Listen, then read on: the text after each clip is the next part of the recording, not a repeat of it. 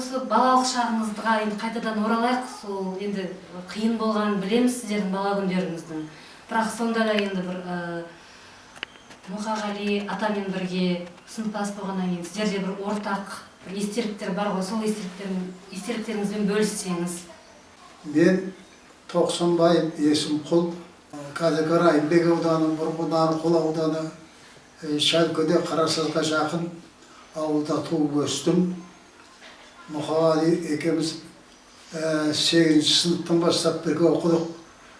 Қазіргі Егемен газеті болмаса бұрынғы Социалистік Қазақстан газетінің атында орта мектеп болды. Сол мектепті 49 жылы тамамдадық.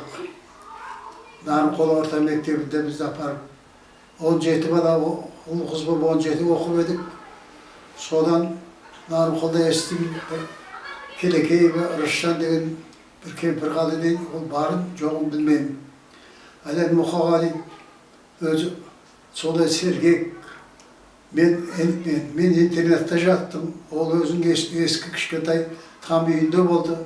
Шешесі болды, Нағима деген шешеміз.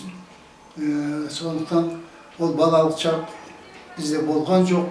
Балалық шақ жақсы мақтанып айта алмаймын. Балалық шақтан ешқандай жоқ.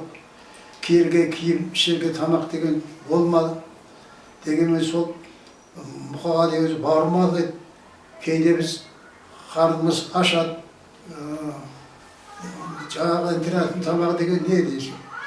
Сол бізді кейде үйіне ертіп барып, шешесі масақ береді. Масақ, арпа, айткен біткен сол. Содан қуыртып, соны ертіп барып, 3-4-емізге сол беретін. Өзі енді сондай ақ көңіл, сондай бір жақсы азамат еді ол. Өзі сабаққа отырғанда өте әдебиет сабағынан берген мұғалімдерді жаңылдыратын. Садыр Бәлімқожа деген кәрия болды, ол қазір жоқ. Сол үшін сұрақтарын қайта қойып, қайталап, Абай немеге теңейсіз, Абай кім еді деп сөйтетін. Сонда әлгі Садыровта, сен Абайды неге теңейсің? Абай енді қазақтың маңалап өткен ғұлама жазушы ақыны. Абайды бір кезде Абай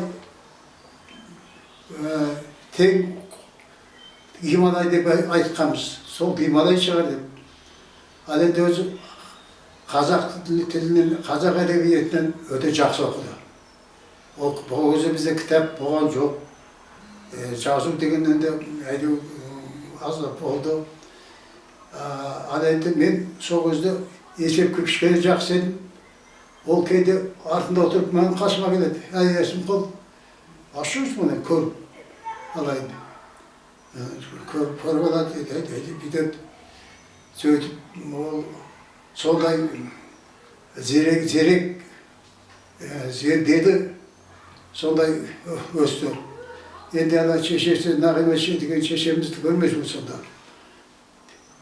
Күндіз кешке шейін сол масақ тереді, сонда Мұқағалидың жазғаны бар ғой. Аналар жөнінде. Қайран біздің аналар арды ойлаған. Орақ орып, шөп шауып, бау байлап, ар байлаған деп. Міне сондай қиыншылықты көрді. Соғысты зардабы деген ешкімге жақсы болған жоқ. Ал енді кейін біз 49 жылы бітірдік. Нарынқол орта мектебімізді алып барып сол жерде бірақ аудан бойынша бірақ жерде экзамен қабылдады.